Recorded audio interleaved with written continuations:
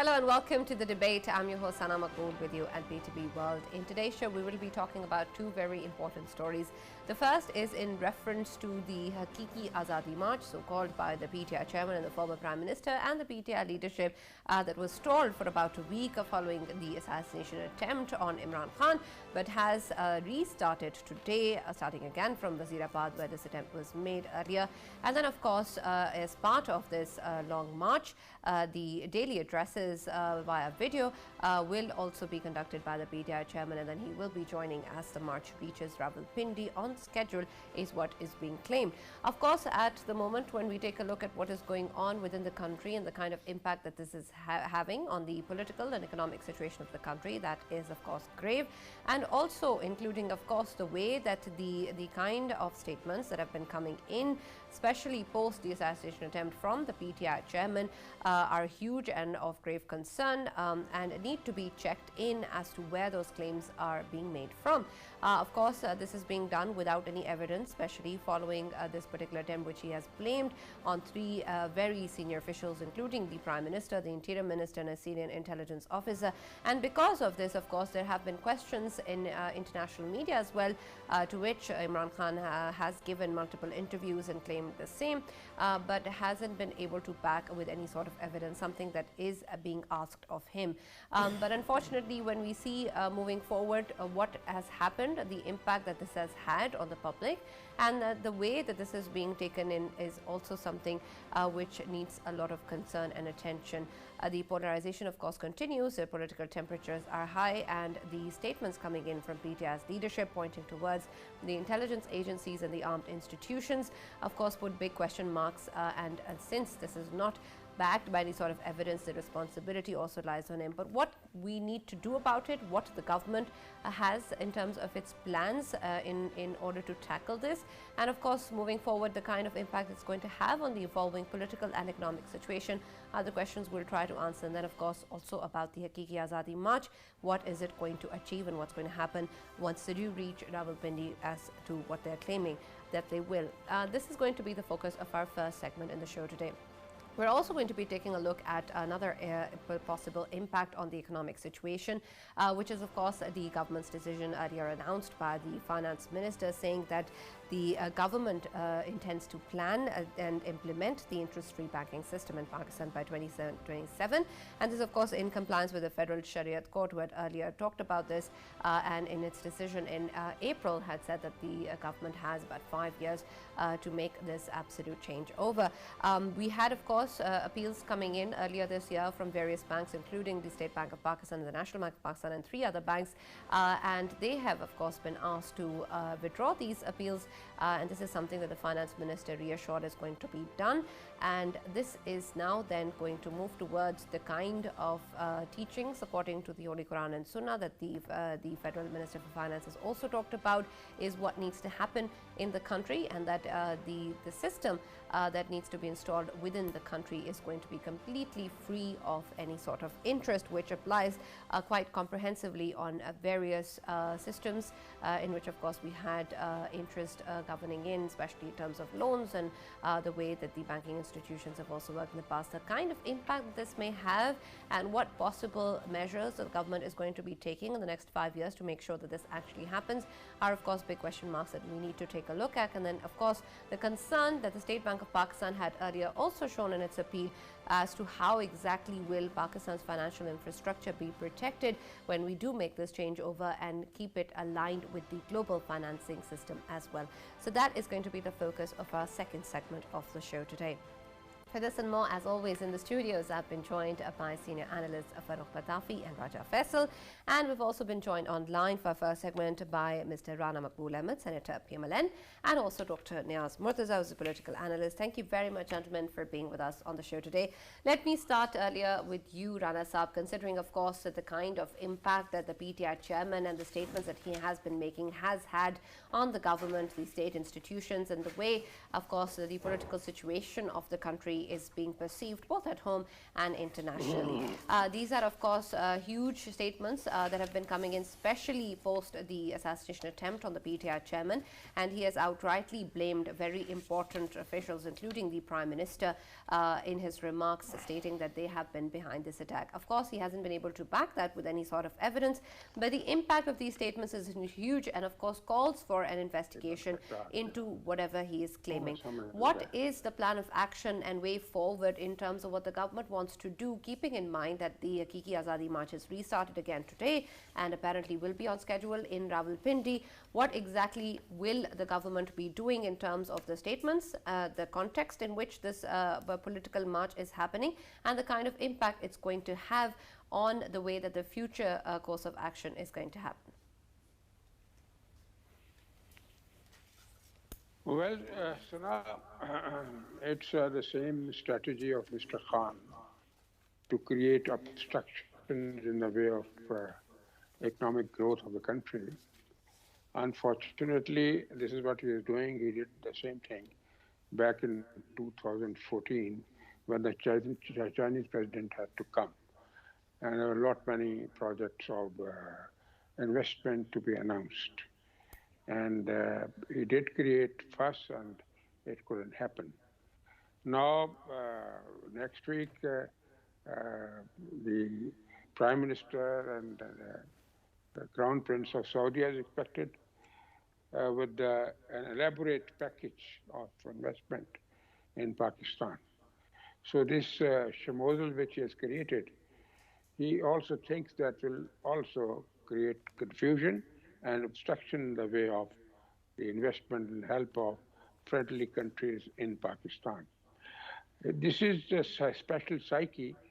I must remind you of the act committed by a very senior economist of the country, like Shaukat Tareen, who is the former finance minister, telling his colleagues both in KPK and in Punjab to tell the IMF not to cooperate and write a letter to them. Once the minister from Punjab asked him, "Sir, would it affect the future of the country?"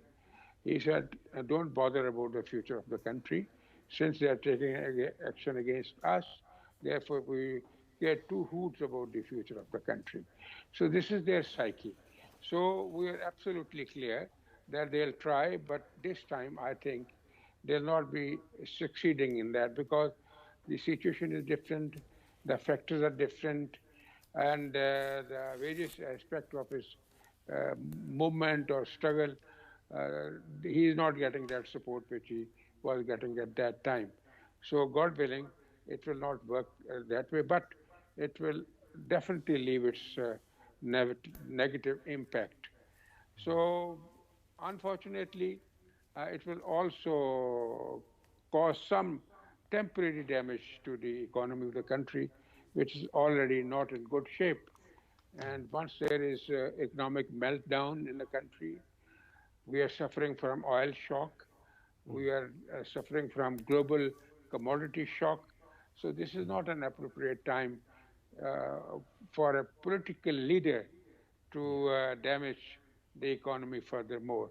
But absolutely, and these are of course concerns that we hope are in the minds of our political leadership, but unfortunately when we take a look at what has been happening, that doesn't seem to be the case. But when we take a look, of course, at more serious allegations that have been put forward, perhaps a concern at the moment that the political leadership and the government should also have, or the state institutions should also have, is much more than that as well, in terms of the kind of impact it's having on the way that the public is also viewing the sanctity of these institutions. Dr. Niaz, considering of course that the polarization and political temperature has been quite high since the start of this year, and we've all been experiencing that in terms of what is going to happen. We've been hearing of course about this Azadi March for quite some time, and now that it's on its way, it's taking its sweet time as well. But considering of course that moving forward, what really you think is going to be the solution? It seems that perhaps backdoor channels are also are being utilized at the moment as well, will be utilized in the future also perhaps. But when we talk about this particular Azadi March and its objectives, What do you think it does the PTI leadership have in mind when they actually reach Rawalpindi? Because earlier, of course, it seemed that perhaps what is going to happen in November was the main objective. Then there's, of course, the call for elections that keeps on coming in. And then now, of course, the kind of allegations that are being made seem to be the focus of the discussion. Well, I think there are three or four different objectives that the PTI has. One is, of course, the most clearly stated objective is to get early elections. Then the second one is to, influence the decision that has to be taken within November on a key appointment.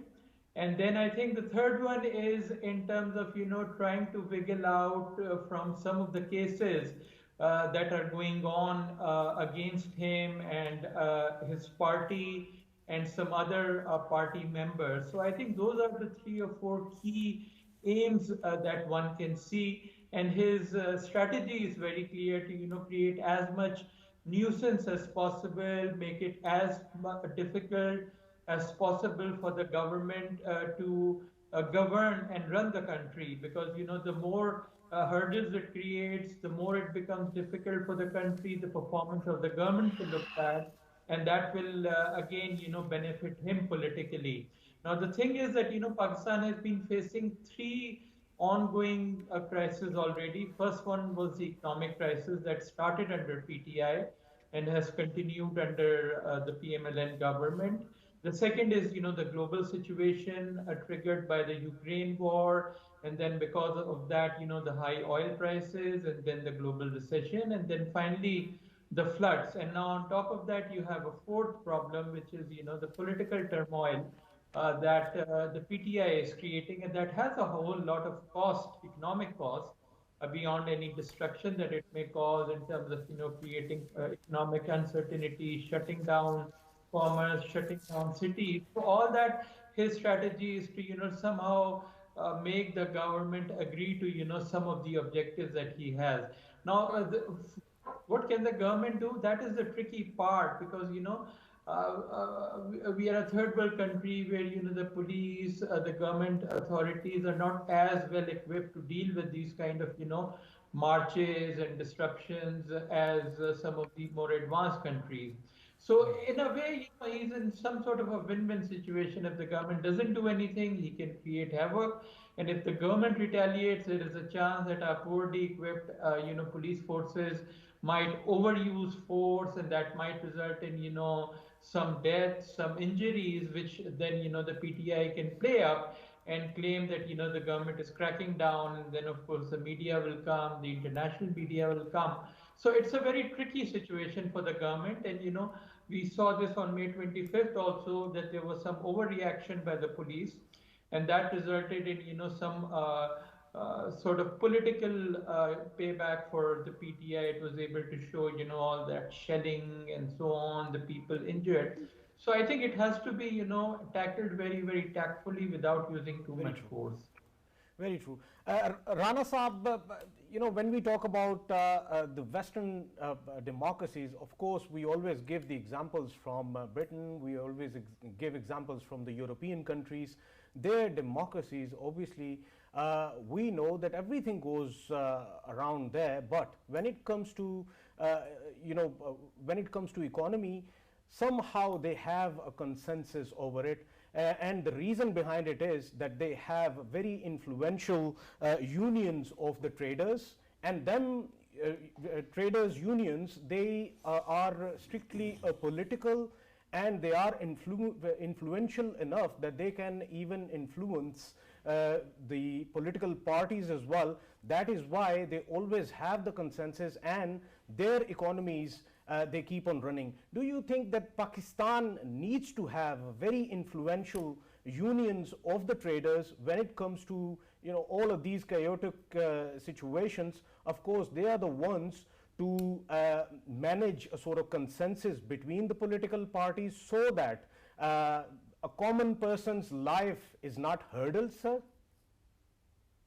Well, the unions of Rana yes, Rana Saab. Rasa, you are absolutely correct. Our society as a whole didn't have multidimensional growth unfortunately, and these institutions have not grown up at all. Rather, they are even not visible at the embryonic stage. So therefore, focus should be there for such to develop such institutions, which act as a cementing force within the institution uh, for the safety of the economy. Number two, the attitudinal pattern of the politicians in the West, especially as you have mentioned in Britain and other contiguous countries, is very healthy. We have the political mind is absolutely rotten and unhealthy, and they deal with their colleagues with so much of contempt and hatred, which is not a normal human reaction to each other. Therefore, not only this framework is to be raised, as you have rightly pointed out about the unions, there has to be some indoctrination and inculcation of certain ideas and certain ideology in the minds and the hearts of these politicians. Every time they lose the opportunity to grow and to get up, they start fighting against one another, and most of the time, the other forces they intervene, then it's total chaos and system Right, and collapses. absolutely, and that of course is So, some situation that we have been trying to avoid, but unfortunately somehow it doesn't keep on happening. We'll just take a short break over here and be back with more discussion on this.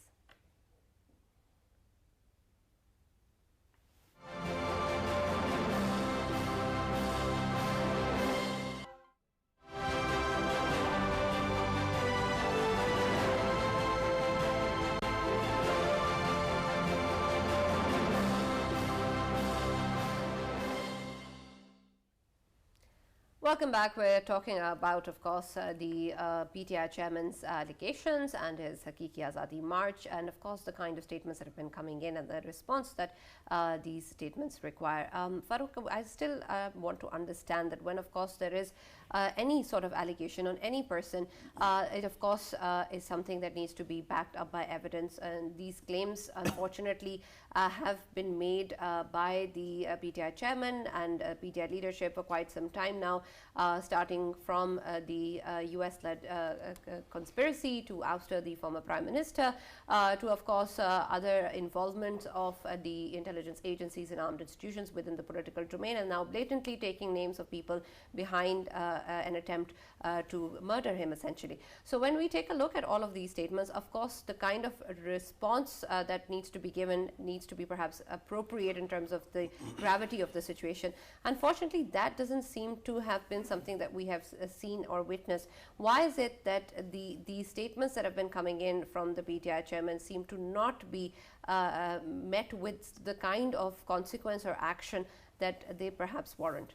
Right, Sana, I think it is a beautiful question, and there's a reason why I'm saying this, because while you were asking this, you also reminded me by bringing up foreign conspiracy issue that how interesting time, what kind of interesting times we live in. Yes. For example, remember that interview given to Becky Anderson? In that interview, did you find any mention of any foreign conspiracy? I did not. No. Right? So amazingly, there's one narrative for domestic consumption, the other one for international one. The second, yeah? That's a good point. Yeah, and secondly, while he was, look, let me be very candid here. You know, a leader is informed by people around him. His opinion is always informed by, Raja Sahab, you wanted to say something? No. No, immediately you wanted to say something. You better say that, then I can continue. Oh, that's fine. Okay, but you know, a leader is informed by the people around him, and those leaders are those people are how mature? Let me give you an example. You know, our Pakistan's brain trust, our intellectuals are so fickle that day before yesterday there was a Corps Commanders meeting, which is thought to be a Corps Commanders meeting, nothing big. It is usual occurrence, but because there wasn't any press release after that, immediately all our pundits, you know, started saying, started projecting their own wishes on the system. Somehow the army chief is taking extension. He is threatening martial law, this, that, and the other thing. You know, that kind of intellectual poverty that we see is everywhere, and it is infecting all of us. That is unfortunately really injuring the country. And now you also mentioned back channels. Let me mention a back channel that finally decided to come on television. And his name is Khurram Amir Rokri. He is a leader of PTI from Mia Bali, and he was on Hamid Meer's show. And there he actually disclosed many attempts that he made to connect Imran Khan Sahab with the establishment figures that were mentioned, right from the army chief to the officials he is naming, right? And that entire story actually tells you something else. That every time something was to be done, and Imran Khan Sahab or his team agreed to some principles, some kind of rapprochement, somebody from within his own surroundings would sabotage it. Rokri Sahab himself says that he is very close to Imran Khan's sister, and they have been, he is in the party because she is a great lady and she has been instructing him, right? So today he says that Imran Khan is not even listening to his own sister. So who is he listening to? There are these speculations that somehow he listens to certain elements in the armed forces as well. He keeps on projecting that. But then he also listens to the former First Lady. And since she has come into the system, Imran Khan Saab has become really has gone for brinkmanship. So that actually should worry everybody, because everybody that I've listened to, talked to or interacted with has told me that nobody wants Imran Khan gone. Nobody wants to undermine Imran Khan's politics. Nobody wants to eliminate PTI as the most important political party in the country. So what is happening? Somebody is asking them, keep on victimizing these people, keep on identifying these people and isolating them. That's how you will get whatever you want. And if that is so, it is going to be a recipe for disaster, because you are going to make your supporters confront the people who are actually your supporters, not your opponents. If that happens, what kind of mess are we walking into? Absolutely. Exactly. Let Dr. me Niaz, go to Dr. Niaz, Faisal, and you can add to that, but it's an important very question important in question terms I of, have. and I'm sure it's very important, Faisal, but I just have to have a follow-up to what Farooq Aliya was saying. In terms of course, when we take a look at the kind of popularity that the PTI chairman seems to enjoy, that's of course there.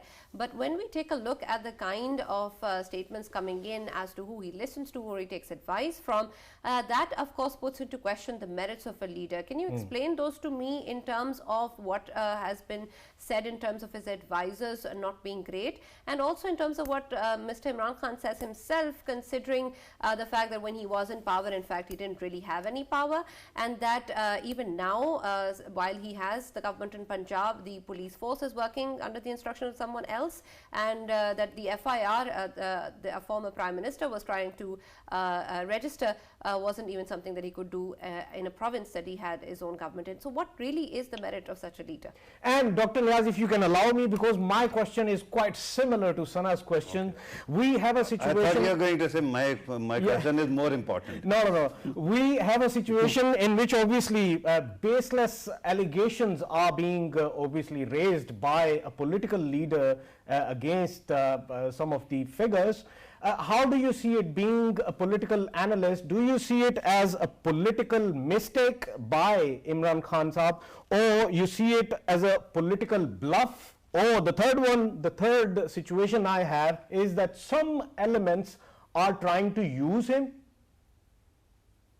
Well, in a normal situation, what you have is you clearly see a crime being committed, and then the task of the police is to find out the accused, the person who's committed the crime. But when you come to PTI and Imran Khan, the situation is reversed. You have a lot of people accused by him, but you are never sure whether a crime has been committed or not. Whether you talk about the 2014 rigging, there was no proof of rigging shown by the reports of the election observers like the European Union or FAFAN or some of the other observers we have, but he kept accusing people.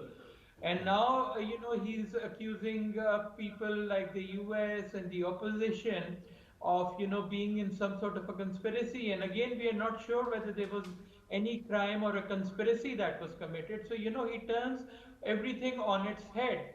And he's able to get away with it because of, the powerful social media he has, and the social trolls he has, and his ability to convince people about whatever he's saying. And his whole approach seems to be that now I have made the accusations, and it's now the job of the other people to prove themselves innocent. Normally, a person has to be is considered innocent until they are proved guilty, but he turns it on its head and says, no, you are guilty until you prove yourself innocent, and not only beyond reasonable doubt, but even beyond the unreasonable doubts that he creates. So it's really impossible to, really, argue with him, convince him, because, he has one objective to, create chaos and confusion, and he's very successful in that. Now, of course, you talked about his popularity. Certainly, he's more popular than he was back in March and April when he was in the government and he was losing election after election. Now, how popular is he? Can he win elections whenever they are held? We don't know. We can see the result of by elections, but they are a small sample of his own seats. So I wouldn't want to project too much based on that. But clearly his popularity is there. But whether it will last till whenever elections are held, and whether he will be able to win elections Right, without. absolutely, and that of course remains to be seen. But Rana Sahab, right now we're of course hearing a lot of talk with regards to backdoor channels being utilized, or dialogue happening, or some sort of settlement to be reached with regards to whatever is happening within the country. But when we take a look at, of course, the kind of statements coming in, we don't really see anybody backing off from their earlier stances. And that may be something that they're, of course, claiming and have as an official statement. But considering, of course, the possibility of a negotiations in terms of what can or cannot be discussed, what do you think can even be talked about in terms of any sort of consensus or settlement to be agreed or to be reached upon by the political leadership and the PTI, and also whether or not the appointment of the next Chief of Army Staff in any way is part of such discussions? Sana, his total pressure, as my friend has already pointed out, was regarding the decision to come about the appointment of the new army chief. But for all practical purposes, that is not his baby. That is to be decided by the Prime Minister. He actually tries to overstretch his influence, which he cannot. Unfortunately, what I understand as a impartial observer, he has the memory of a bird. One day he says he has been repeatedly talking about the one page saga. And all of a sudden, he changed his stance. And he has totally lost his credibility vis-a-vis his old friends. So that is not the doing of a genuine and sensible politicians. He can goof up things. His popularity can really can't have much effect, as my friend said, because it's altogether, this election is a different science.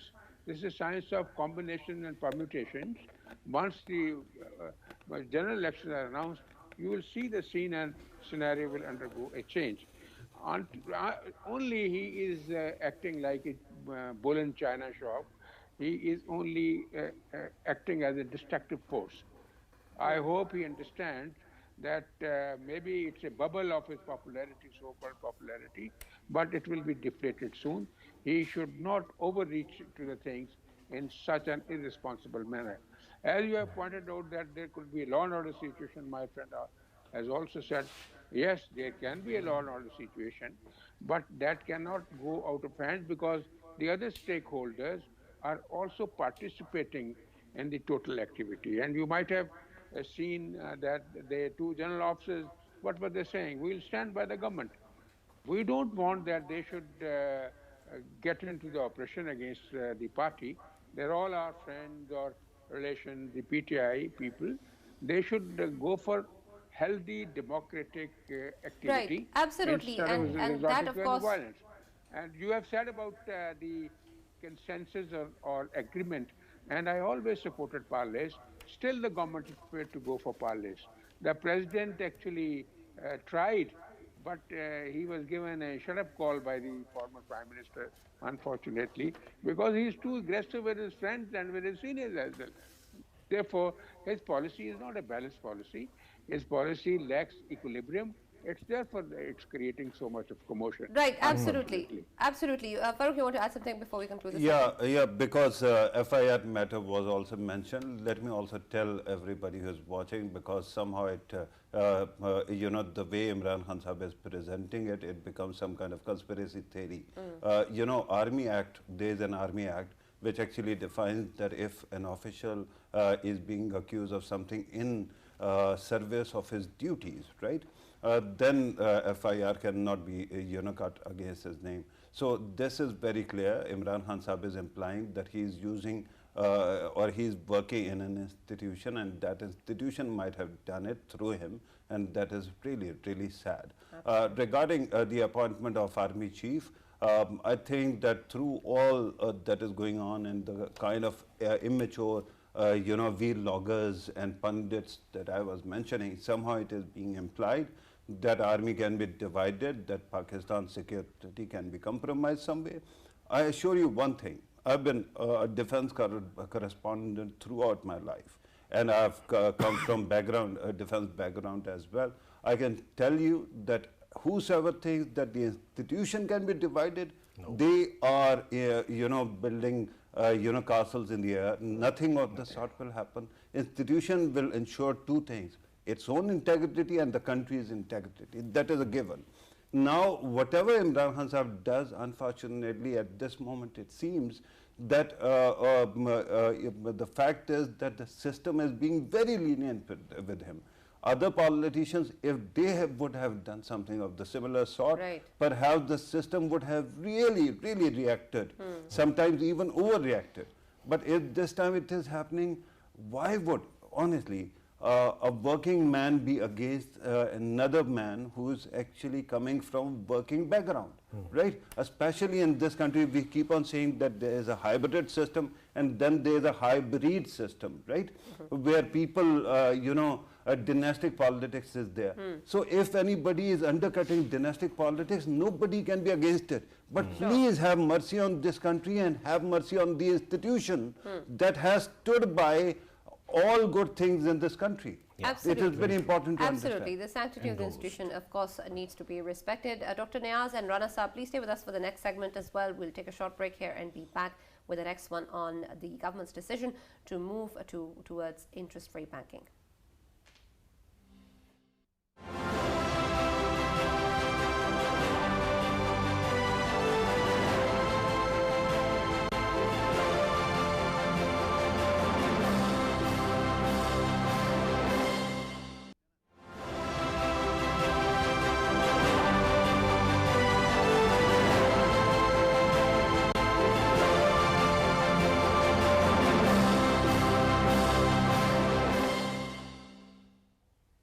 Welcome back to the debate. We're now going to be talking about what the finance minister has earlier announced, the government's decision to move towards interest-free banking by 2027. This is something that had earlier been announced by the Federal Shariat Court and was appealed by the State Bank of Pakistan, the National Bank of Pakistan, and other few banks who talked about this particular decision. But now the finance minister says they have been asked to withdraw their appeals, and this is something that the government will be working on actively and will try to ensure in the next 5 years.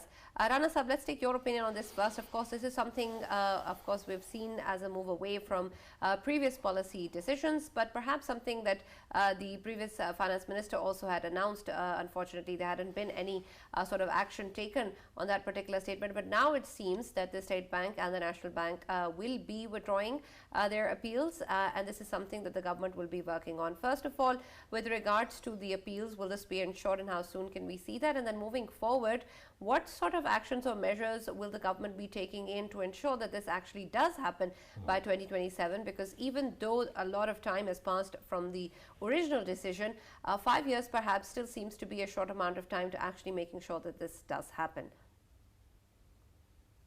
This is not a very simple issue. It's, as we try to look at it, it's a very complex issue. And this dictum, divine dictum, about this total phenomena, that was about usury.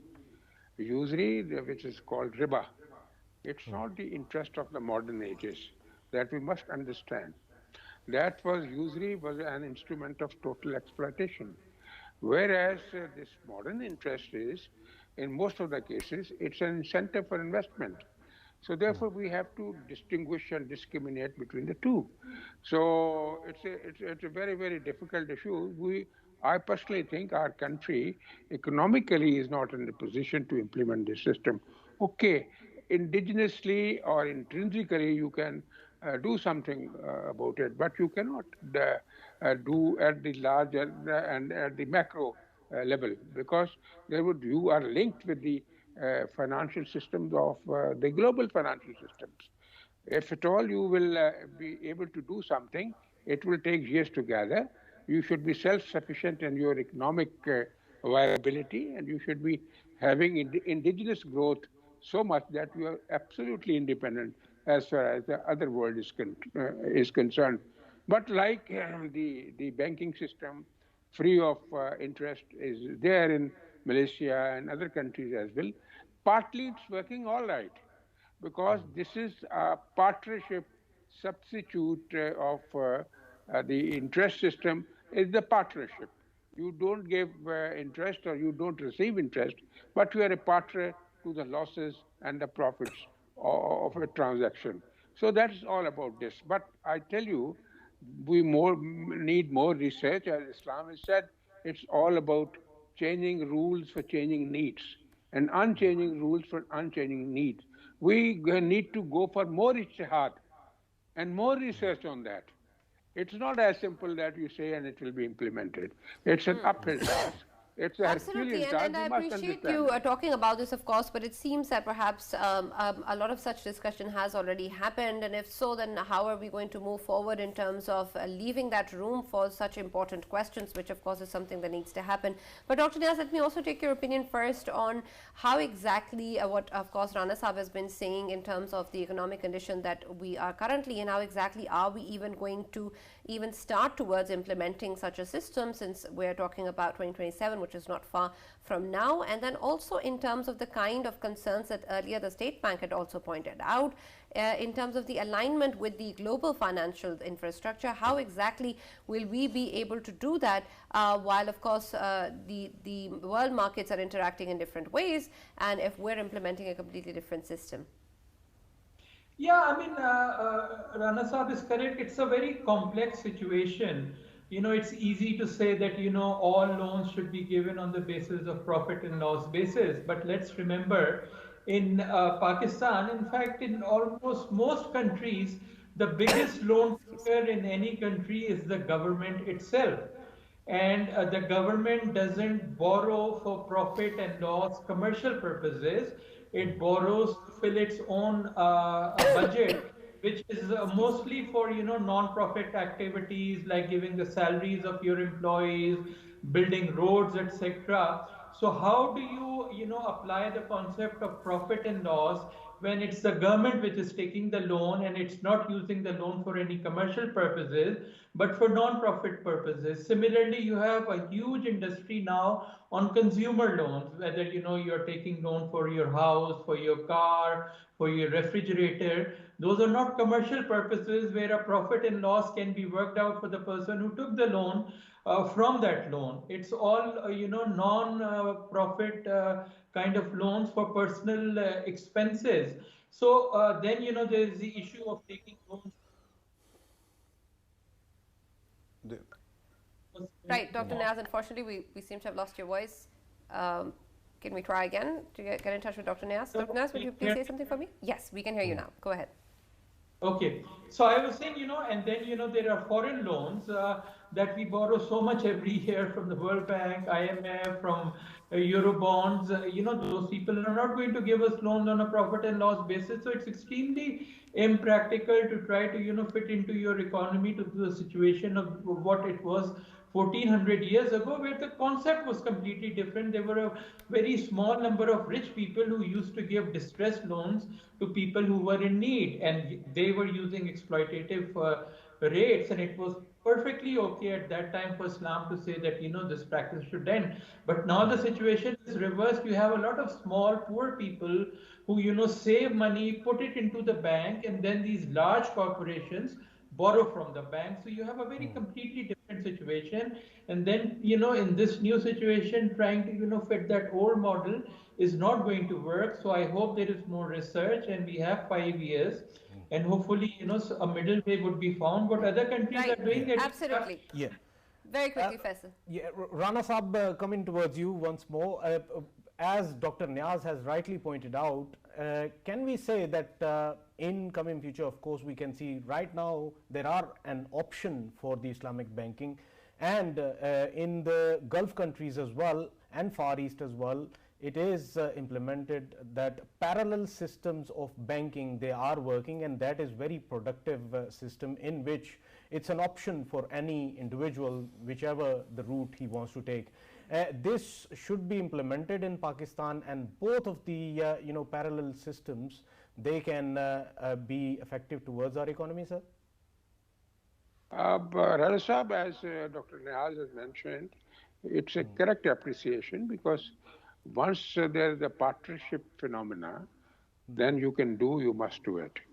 That both the parties, all the parties who are partners in one business or transaction, they are responsible for losses and they are also the beneficiary of the profits that is there. But at the national level or the global level, this is just not possible.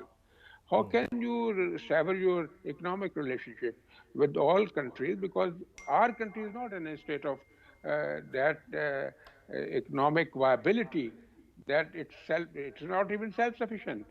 We are always dependent on others, and we can't defy the system at this stage.